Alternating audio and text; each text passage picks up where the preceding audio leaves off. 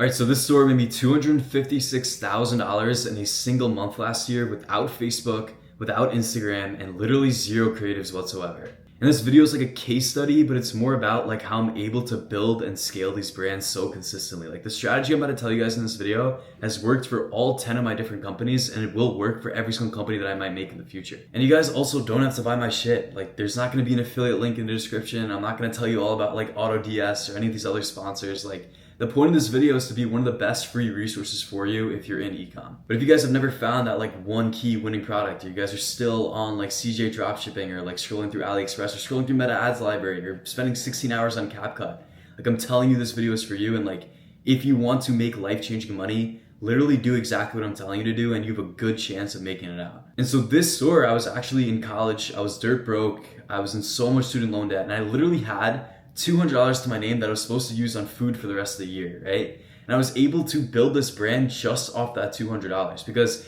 people always talk about winning products, right? They talk about winning products, winning angles, but they don't talk about winning vehicles. And that's exactly what I'm telling you guys today. And so this strategy is a complete SOP. Like there's no guesswork. It's literally a step-by-step guide on how to make like 100 grand this summer. If you want to be a millionaire by the end of the year, like this is completely doable just based on how much you work. And so this store, I was actually able to sell this year for a 2.5x profit multiple, right? And a lot of these gurus, they talk about branded dropshipping, they talking about building a brand and exiting. But I don't think anyone else has actually exited a brand before. And so this is where they mislead you, right? So we're not going to be talking here about Facebook. I'm not talking about TikTok. I'm talking about TikTok Shop. And this is the most important part. We're not talking about winning products. And we're also not talking about winning angles for products, okay? Or like offers / creatives. All right, but what's most important is the winning niche and the winning vehicle. And so what is this vehicle? It is not Facebook, it is not TikTok, it's not TikTok Shop, it is Google. Google is the best ad platform for making a bunch of money without doing a lot of work. And so with Google, there are no creatives, there's no guesswork, there's no one winning product because you're always gonna have a niche store. And most importantly is that there is no CapCut, thank God. So let me explain what Google does, right? So these are two different funnels. This one's gonna be for Facebook / TikTok where you're generating demand. This is gonna be for Google.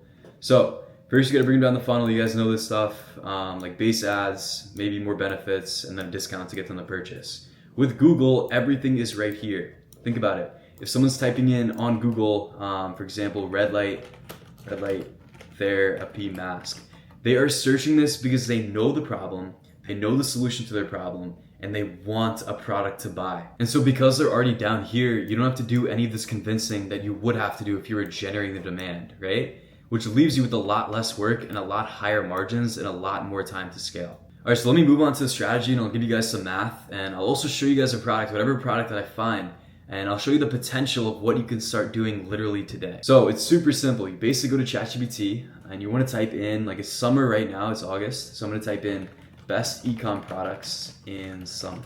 So we got like heat relief, fashion. Let's just stick with heat relief here. It's a good niche because it solves the problem, right? And I'm gonna go into neck fan. So the first thing I wanna do is go into Google Trends and just see if people are actually searching this thing up. So I'm gonna go to United States, I'm gonna go to the past 5 years and just see the cycles of this product. So obviously it's gonna trend during the summer. It looks like it starts somewhat start of June and it ends in August. So ideally, you wanna start your store like right here. I would even say like right here is a little bit too late. You want to start collecting data at this point. That way you can become first listing when it actually peaks. So now that we know the cycles, we're basically going to Google Keyword Planner, which will show you like the average monthly searches as well as your costs per ad. So I'm basically going to type in neck fan, portable AC, heat relief clothing, and one more that it gave me. Let's say cooling towels. Sure, cooling towels. I also think they make a cooling vest. Let's get results. This is the past year in the United States. So this is on average how many searches this product is getting a month, right? And because I'm past the entire year, this is basically like it might only have 100K in December and then 1 million searches in like July, right? So let me just go from June to July, or June to August rather. And let's see the neck fan, because I think a neck fan is a perfect example for this. So the neck fan has 100K to 1 million different searches, and the top of the bid page is 91 cents. So that means if I type in neck fan, if I were to click on this link because it's the top of page, they would get charged 91 cents. So with Google, it's not cost per impression. Because I'm looking at these ads, I'm not charging the advertiser. It's only when I click on their homepage and I'm taken to their dashboard here, they would get charged for that click. And so this store is completely shit. Like if you've been in dropshipping for more than like a month, you know that this is a horrible landing page and this will not convert at all. But because it has so much search demand, because it's the first listing on that search, this guy's definitely printing money. And so you can also see how they're trying to increase their AOV, and it looks like these are products way across the map here. So this is probably like a general niche store. I'm gonna pull up and look at their collections. See like mug warmer. Like mug warmers are just always gonna sell. People always wanna heat up their coffee and heat up their tea, right? So I'm gonna type in Shopify best-selling URL, and you actually get a URL here to see which products on their store are selling the best. And so I'm gonna type that in right here, and it's basically gonna show me like exactly, the mug warmer is their best-selling product, then this random wire stripper, but I'm gonna use this neck fan as a good example because this could crush for the summer. So first mistake this guy is doing besides this like horrible landing page is this offer, right? So this product solves a problem, and when people type in neck fan, they're gonna scroll through. Like they may not click the first one, they're gonna look through it, right? And so if you have something charged at $24.90 and $29.90, there's not that much of a difference. People are obviously gonna pick the cheaper one. But if you were to charge this at $70, people are gonna automatically assume it's the more premium product. And so what I'm noticing with all my stores is when I'm pricing my products 2x, 3x times higher, it's giving more perceived value to the customers, it's increasing my conversion rate, and believe it or not, it's actually increasing my click-through rate. And you type in neck fan, you're gonna see all the $30 ones, you're gonna think like, okay, these are gonna break easily when I'm at the job. Like they're gonna fold apart, they're not even gonna work after like 2 weeks, right? But you're gonna see the 91 and think like, this is the better quality item. And so with all of my stores, I'm basically doing a 2 to 3x markup on the average competitor price. So it looks like the range here is between like $30 and $40, right? I would easily charge $90 for this thing and guarantee I'll have a higher click-through rate, a higher conversion rate, and a higher AOV. And so how else can we increase the perceived value of this product, right? It's not only the offer, it's not only the landing page, but the main important thing is the title and the photo. So I'm gonna take this photo, I'm gonna put it in the ChatGPT, and I'm basically going to say, remove the background, put this object on the neck of a model in the summertime. So this is the image that they're giving me, and you can already tell it's way better than every other product on this feed, right? So if I were to take this feed out of here, put it into the board, and let me take our product, right? This is basically what the customer is gonna be seeing. They're gonna type in neck fan, and they're gonna see this. And of course they're gonna buy this one, right? And that's exactly why we're justified to make this product $90. And so the difference here is obvious, right? So like this listing is clearly standing out as the higher quality product with more brand appeal. And that's exactly what we want. That's the end goal. So let me show you some math here and exactly how this strategy made me build an 8-figure ecom portfolio, right? And just with this product alone, I'm gonna estimate that you can probably pull in between 100 and 250 by the end of the summer. So let me pull back into Keyword Planner, and I'm seeing for neck fan, they're charging the top advertiser 91 cents per click, right? So I'm gonna put this right here, 91 cents per click, CPC. And with my stores, especially with these trending niche products, I can expect a 4% conversion rate. I'm actually averaging a little bit higher, but for the sake of this argument, I'll do it a little bit lower. I'll be conservative. So the 4% conversion rate, that basically means that 4 people out of 100 are gonna purchase your product, which simplifies down to 1 out of every 25 customers is a purchase. So that means that your cost per acquisition is 91 cents times 25 people, right? So I'm gonna do this right here. I think it's around $21, okay? $21 that you spend on ads, you're gonna get 1 purchase. So I'm just gonna call this, yeah, CAC is fine. And then let's go to COGS here. So I'm basically gonna type neck fan into AliExpress, $3, $7, $6. You can just average this out at maybe $6. Just be more conservative than I think. So your COGS are going to be $6. Is there any shipping? 0 shipping. So your COGS is $6. Your CAC is $21, meaning that your total expenses is $27, okay, for 1 purchase.